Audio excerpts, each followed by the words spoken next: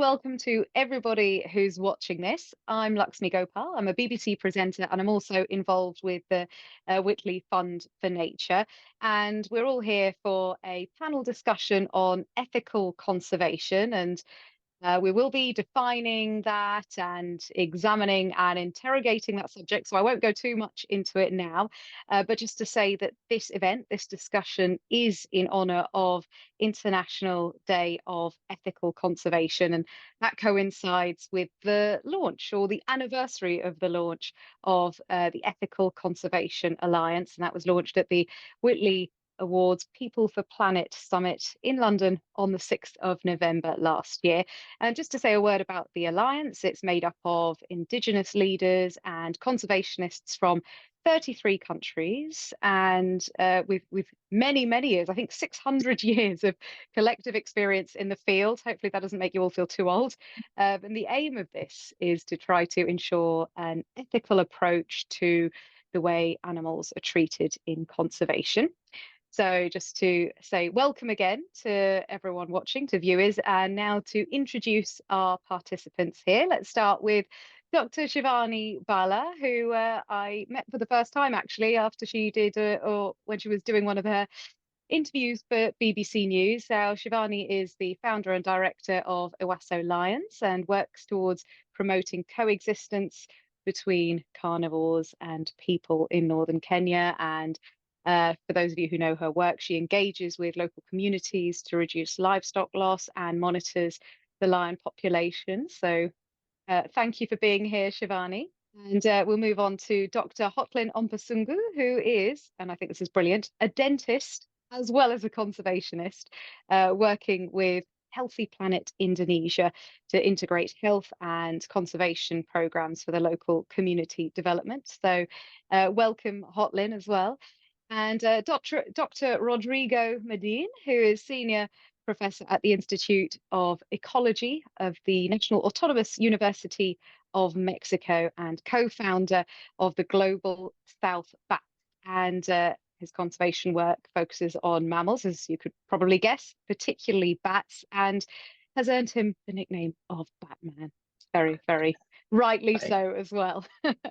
And last but not least, to introduce Dr. Charu Mishra, known as Charu, of course, who's the Executive Director of the International Snow Leopard Trust and co-founder of India's Nature Conservation Foundation, with nearly 30 years of experience working with local communities for conservation, and is involved in not just research, but international cooperation. So thank you all for being part of this panel. Welcome to you all.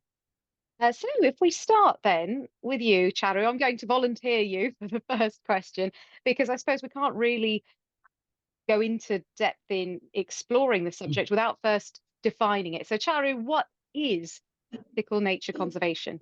Yeah, thank you, Lakshmi. Pleasure to be here. Ethical nature conservation is necessarily a complex subject, as we will hear during the course of this panel. It has multiple dimensions and its different aspects. Some of its aspects include recognizing and accepting the history as well as the continued oppression of indigenous communities because of nature conservation efforts around the world. It's about recognizing the worrisome trend in increasing militarization of nature conservation around the world. It's about recognizing indigenous rights and creating indigenous leadership in conservation. It's about decolonizing conservation efforts. It's about integrating traditional knowledge and wisdom into conservation efforts, as well as paying more attention to ethics related to non-human animals and other forms of life. So essentially, in a nutshell, I would say it's about correcting our historical wrongs, making nature conservation efforts more impactful, but also more thoughtful, building indigenous leadership in conservation, and paying attention to the moral considerations of non-human forms of life. And can I just ask, Charu, when you say the militarization of conservation, what do you mean by that? Are there any examples just to get a clearer idea of what that might mean? Yeah, absolutely. I think the way modern nature conservation has largely progressed, it's been like trying to protect these patches of lands or oceans or whatever, and trying to exclude people from them. And in our, sort of desire to protect nature and in our desire to exclude people, protected areas have become like increasingly becoming like militarized zones where we making a lot of investments in guns and patrolling and things like that, and not building, important as they are, but not investing enough attention, effort, and resources into actually building bridges with the communities who live in and around protected areas. Charu, thank you for explaining that and kind of giving a little bit more context to it to make it really clear. And that brings me on to the next question, which is, I mean, Rodrigo, this is probably a good one for you, if you're all right to take this one, which is, it's almost a paradox in a way, isn't it? In that we often consider nature conservation to be in itself something that's quite a noble, virtuous thing that benefits everyone. And yet here we have, here we are talking about the need to have ethical nature conservation. Why is that, do you think? Yes, thank you very much, Laxmi, for that question. As Charu said, this is really high time to come closer to nature, to be ethical about everything around us. And just to be clear, because this has been flagged before, uh, if you're not part of the Ethical Conservation Alliance, that does not mean that you are not ethical at all.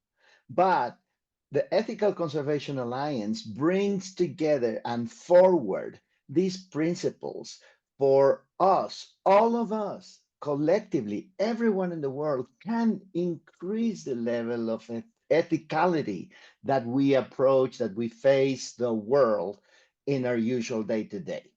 Now, yes, sadly, nature conservation is supposed to be a noble cause, a noble activity. But in today's world, we all know that the first and foremost paradigm is economics and power, and everything else falls through the cracks. So it is time to change the paradigm and to bring sustainability and respect for nature and respect for the world forward. And from now on, what we're trying to do is that the countries, instead of focusing only on economic growth, they really focus on sustainability, on how their resources and their base, because we all depend on that natural world, is truly sustainable for the future. And this is a really multi-pronged way of facing the world.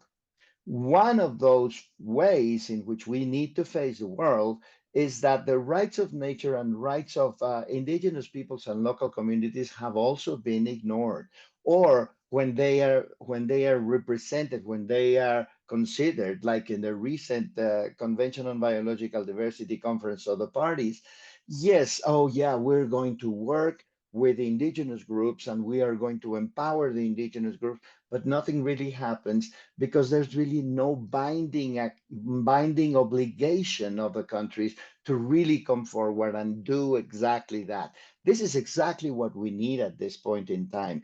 We need to, all of the countries in the world, we need to put the people's rights and human rights and nature's rights as well first and foremost, and provide the binding nature for this so that everyone in the world really respects these rights. I just wanted to pick up on one of the things that Rodrigo mentioned there with you, Shivani, which is the rights of Indigenous people and local communities. I know you do a lot of work. I mean, as I mentioned earlier, a lot of work with local communities. And again, it's another seeming paradox, isn't it? That we as humans, as a whole, if we look at humanity, we are, kind of labeled as the cause of the biodiversity crisis, which we are. And yet we also, juggling that, must have this concern for about Indigenous people and local communities. Thank you so much, Lakshmi, and thank you for inviting me to be here. I'm really, it's such a pleasure. So yes, biodiversity, it's so important for so many reasons. It's important for our well-being, it's important for human life, it's important for ecological reasons and tourism reasons. One reason that's often overlooked is the cultural reasons. Communities have lived in these lands that are so rich in biodiversity forever, for generations, yet it's these lands that are now so severely threatened. They depend on forests, they depend on rivers, they are so strongly connected to them. And now more and more this is disappearing, and this is a huge problem. And I look at the communities in northern Kenya, the Samburu, they look at elephants and they say elephants are our ancestors. They look at lions, they hear a lion at night and they say, when we hear lions at night, we know this is a sign of hope. Good things are to come. Imagine that all being lost. This is a huge concern, not just for the communities, but for all of us as a global community. And I'd also like to flip the narrative a bit. We often talk about conservationists as being sort of the outsiders, but what, as Charu said, we're empowering Indigenous leadership. We're making sure that that really moves forward. And that's what we really want to be working towards, is having communities who are leading those conservation efforts. And there's so many barriers for that, but that's what we should be working towards. And I really think so many communities have been conservationists forever, but they're just never labeled as, they've never been labeled as a conservationist.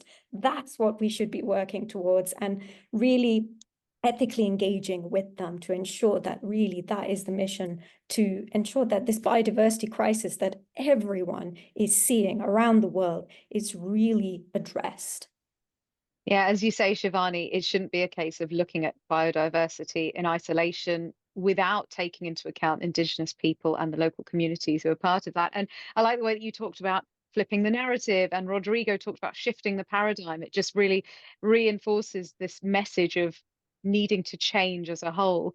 And I just want to ask, on the subject of change, Hotlin, I want to come to you now. How did you go towards changing to become a conservationist from being a practicing dentist? I've got to ask that. Thank you, Luxmy. It's very good to be here. And I'm glad to be called as a conservationist now.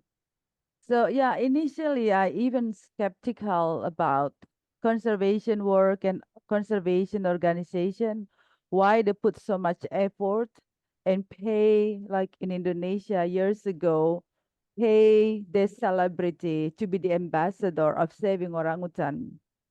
While I saw that so many poor people dying of poverty and poor health. But in 2007, I'm at Kinari Web. We start this integrating health and conservation. I learned that actually saving orangutan is saving our lives. So I learned that these orangutan live in the forest. They disperse seed and they trim trees, prune the trees, so they make their nest, and then to let the little seedlings on the ground have the sun to help them to grow. And this, just these little things, but very big impact for the forest. They are the farmer of the forest. They keep the forest intact and ultimately generate water that we need and air that we breathe. So we learn that when we are in school, but we forget the logic. We forget the logic that we need the forest for our survival. And I saw this connection. We cannot be a healthy human being without healthy environment. And healthcare is never be sustainable. It's very expensive when we are sick. So the only way to be survive is to promote our health and also to prevent disease. So caring for the nature is caring for our own well-being. So yeah, I'm still practicing dentistry, so I added this conservation to conservation of dentistry, so people can pay like uh goods or service that they can benefit the forest but also benefit their well-being. So we need to have innovation solution for what we are facing now, the environmental crisis. Yeah, it's an amazing way to bring those two seemingly very different skills together. Yeah, Hotlin, thank you. And I want to come back to Shivani now about something you did touch on there, the role of Indigenous people and local communities in nature conservation and how important it is to consider and reflect that. But if you had to define it, I mean, what should the role of Indigenous peoples and local communities be within conservation? Thanks, Luxmy. There's really no one better placed to protect what is on their land than the communities themselves. For me, they should be the decision makers. This is their land, this is their wildlife, and they are so key to ensuring that that continues for generations. Community-led conservation is the key term for me, and there's so many definitions. When you talk about community-led conservation, there's community-based conservation, community-driven conservation, community-owned conservation, whatever way we define it. To me, it should be about ensuring that it's the communities themselves leading those efforts. And we've got to really push against some things that are not working to really help biodiversity. And that is, you get a lot of organizations who might hire one community member whilst they sit in their fancy offices overseas and say it's a community organization. That is not a community organization. And if we really want to start making a difference here, let's change that. Let's change the narrative. Let's push against that. And let's give the communities the voices that they have. They're not being given that opportunity to use their voices, to speak up about what is truly important to them, for them to be the decision makers and to enable them to be the decision makers. How many of them really have the influence in decision making? Who are the ones making the real decisions? It's often not the community, and communities' rights have been ignored for far too long. We need to enable that space for them to really lead. For me, that is the role that they could play, and they've been playing for so long, but it's just getting so much harder, and there's so many barriers they face, and we should be working to ensure that that continues. Yeah, Not the barriers continue, but the fact that we address those barriers and really give the communities that space to lead. yeah, exactly. And as you say, for it to be done sort of genuinely and authentically rather than in a tokenistic way. Absolutely. Thank you, Shivani. Well, we're around halfway through the panel discussion already, believe it or not. So I think now's a good time to sort of stop, take a step back, and Charu, ask you to tell us about why the Ethical Conservation Alliance was created in the first place. Well, Lakshmi, I think the Ethical Conservation Alliance was created because there was a very strong need, and for multiple reasons. Now, first, because, on the one hand, humanity is setting itself very ambitious biodiversity conservation targets, the conventions and treaties that Rodrigo mentioned. We're talking about protecting biodiversity over 30% of the planet's area. So that's happening on the one hand, while on the other, these top-down conservation practices, the oppressive history of nature conservation, that continues till today in large parts of the world. And I think without naming names, it's happening on most continents. So on the one hand, again, like Rodrigo mentioned, these economic forces, the powerful corporations, nature conservation, even protected areas are getting compromised because of those economic pressures on the one hand.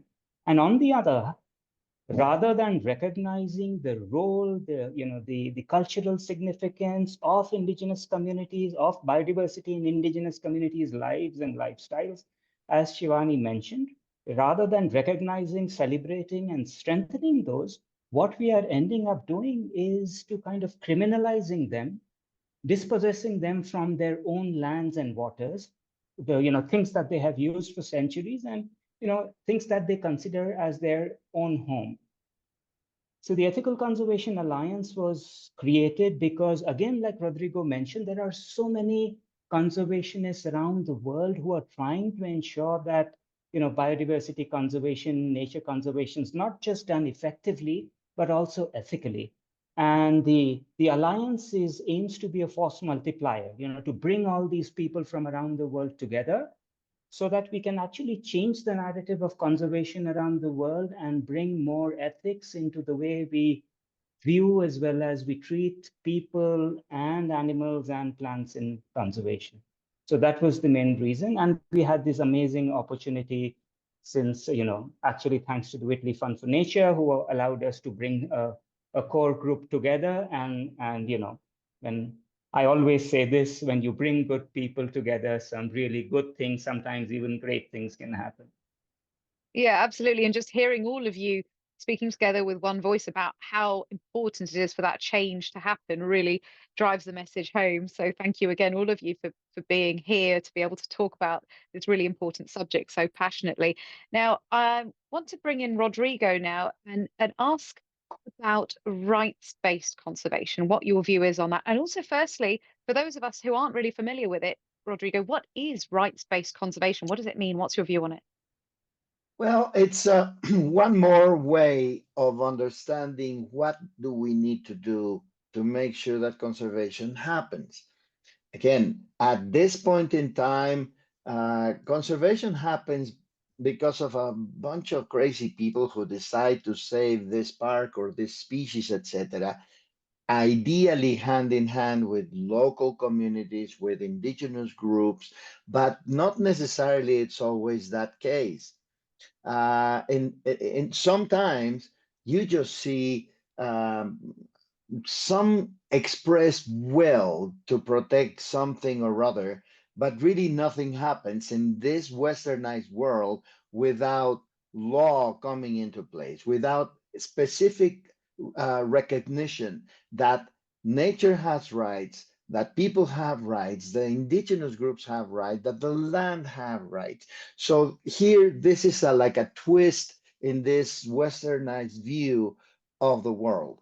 And what do I mean? I mean, in this case, again, the rights of indigenous people is a big United Nations convention in which all of the countries in the world came together to recognize, yes, indigenous groups should have their rights recognized. Sadly, this agreement is not binding again. So we can say whatever we want to say, but if we do not respect it, nothing is going to happen to those people who do not respect it. So as Charu was saying, what we need is to bring ethics up a notch, 2 notches, 3 notches. And this is what Ethical Conservation Alliance is actually looking forward to enact all over the world. There is one more aspect that it's not really connected to rights per se, to legal recognition that this or that has rights, is subject of having rights, which is falling in love with nature again. In this day and age, we are all connected to these little things, and these little things really disconnect us. As paradoxical as that may sound, they really disconnect us from each other and from the natural world. So today, people are getting lost in our electronic universe and forget to even look outside the window and see how beautiful the world is and how easy it is to love it. And with love comes respect. With love comes nature, comes ethics. And this is what we're trying to achieve. We're trying to make the world fall in love with nature again. I'm as guilty of that as the next person, Rodrigo. I used to, on long train journeys, gaze out of the window and look at nature. Now I just gaze at my phone. So you've given me food for thought there. Thank you. And we'll stick with that, the subject of rights, actually, that we were talking about. And this is for anyone who wants to jump in, really. It's a bit abstract potentially, but if we're talking about rights, then what about the rights of animals then? Where does that leave us? The rights of animals, ecosystems, if anyone wants to jump in. I can take that, Lakshmi. Yeah. So I'm not the most qualified person to be answering this question. I think there are philosophers and ethicists and rights advocates who are putting a lot of thought as well as some of these things, ideas into practice in some regions. But I do feel that the least I can sort of say is that in addition to recognizing the rights of indigenous peoples. As far as the animals are concerned, and I know the non-human forms of life are concerned, we should at least be paying attention to their moral rights, if not legal ones, right? Their in terms of moral rights of existence and so on.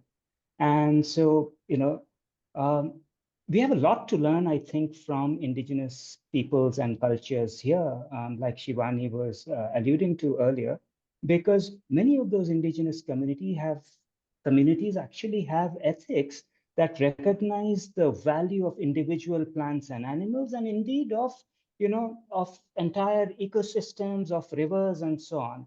So yeah, so I'd just like to say that, just to reiterate that we need to start thinking about these things. Fantastic if we can be thinking about legal rights of non-human species, but at least in terms of moral rights, we need to be paying much more attention. Charu, thank you. And we've been talking a lot about the theoretical side of things. So now let's look at the practicality. So I wonder if, Hotlin, I can put this one to you. How do we put the ethical values in conservation into practice? Yes, as before we also heard that so many theory and so many written document about this, so many consensus, so many agreement, but to make it into practice, it's take another level. It's a complex, but as a conservationist, we need to constantly improving our practice thoughtfully, respectfully, by listening to each other and recognizing the rights and the leadership of local indigenous people. And it doesn't take it cannot solve only by doing a workshop. I remember, I mean, you can say to the community, you have a voice, but why what have but they never experienced that their voice ever heard. How can they raise their voice? So we need to create an ecosystem where they experience that their voice will be heard. So I remember one story of our community who's uh this woman lost her goat, and then we accompany her to police office, and she put out a really nice dress only to go to police. She may not even finish high school, the lower caste of the community, and then we accompany her to go to the police department, and she was sitting in front of a police who is higher than her, more educated, higher social caste, much higher paid. And this police listened to her for over 3 hours. And not only listened to her story that she lost her goat, but write everything that she said. And after that, she felt this is the first time that people actually listen to me and even write everything I said. And after that, we saw that her face is beaming, and we can see in the community after that they will tell stories, they will raise their concern, then even share ideas that even better than academic people about solution. So practicality, it should come from our heart, that local community, we don't treat them as an object but as an equal partner, as a family, that we need each other and we cannot solve the problem on our own. Yeah, so that's, I mean, very simple from my experience, but maybe there are many other things, but practically it's just listen to your heart and listen to the community. And as these things say that with love you can do everything, and it can solve many things, and it can forgive so many things, and it can start a new beginnings and new collaboration, and from that there will be a great things happen. Yeah, Hotlin, that was a really clear example, a really clear illustration of putting that into practice, a really, really straightforward way of seeing how the theory what it looks like on the ground when you turn it into a reality. Thank you. And just before I leave you on that note, Hotlin, I've got to say, it's very exciting news because you are part of a David Attenborough documentary that's going out. Is that the case? I'm looking forward to that. Yes, well, that's very exciting news. I'm looking forward to seeing it as well. So that's really exciting, Hotlin. I knew you wouldn't uh you know volunteer that information yourself, so I put you on the spot there. Sorry to embarrass you, but it's very exciting and we look forward Thank to seeing you. it. Now just one final question, and that's on the subject of decolonization, which is something that again is a theory that's talked about a lot and is put into practice in many other fields and industries. It's starting to be talked about. Uh, how does it work in terms of decolonizing conservation? Is that something that is relevant? Is that something that is achievable? How do we go about that? So, wonder if anyone wants to jump in on that one. Well, I guess I can start, and maybe my friends can continue and complement my answer. But the world has a history of colonization all over the world. Whatever the subject, doesn't matter. It has been recognized or described as parachute scientists that may come from some other country and work with a community or without a community, just glean their data, glean their information, and never be seen again. Uh, just extracting the resources, whatever it is, if it's gold, if it's wood, if it's timber, whatever, or knowledge, that is what we refer to as colonization. And today we still have a lot of colonization going on. This is why in my work and everybody else's work who is here and part of the Ethical Conservation Alliance, we want to connect and empower the global South. Have you ever heard, Lakshmi, of an African conservation professor teaching a course for Latin Americans or for Asians? That has never happened before, and we are making it happen. So little by little, this issue about colonization is fading away with the help of both the global North and the global South. But the global South needs to really be connected and empowered. I just want to finish by inviting our viewers to come and take a look at our website, ethicalconservation.org, because we have there our principles. Who knows? Maybe you will find something interesting. Maybe you will learn a little bit, something that you may incorporate into your everyday life and into your everyday conservation practice. Thank you for explaining that so well, Rodrigo, because I think, yes, a lot of us would think of it as extracting material resources, but as you say, it's not just that, it's extracting knowledge as well. All of that, it still counts, it still comes under that. So thank you, Rodrigo, that's explained really well. And I know you said you want to see if anyone else wants to jump in as well. So I'll leave the floor open to see if anyone wants to is able to add anything to what Rodrigo said on that subject. Lakshmi, I'd like to just supplement what Rodrigo said. I mean, if you look at the entire history of modern conservation, right, it was founded on colonialism and even genocide, if you were to consider, when the Yellowstone National Park or Yosemite were established nearly 2 centuries ago. But as governments, as countries became independent and they became sovereign nations, one very concerning thing happened. And typically what has happened is that the societal elites, and in certain cases, expatriates in some parts of the world, they kind of, who are usually influential, they kind of aligned very closely with modern independent governments, and particularly for conservation. And that actually helped to continue this colonial practice, the colonial approach to conservation. So our kind of the origins of this, this fortress conservation, as it's called, which is founded on militarization and so on, that actually has colonial origins, right? And the other thing I would say is that, like Rodrigo mentioned about knowledge, the entire modern conservation approach is actually founded on Western science. And I say this as somebody who's trained in Western science, as has benefited from it a lot and things like that. But there's been very, very little space for alternate bodies of knowledge, alternate, local wisdom, and so on.